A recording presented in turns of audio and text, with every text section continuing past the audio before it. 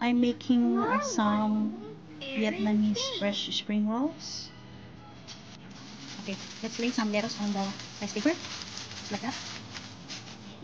And put some rice spring jelly on the top of the lettuce, just like that. And some carrot strips.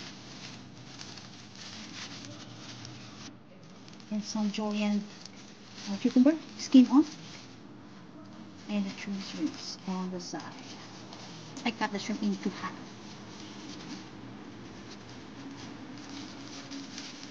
And time to roll.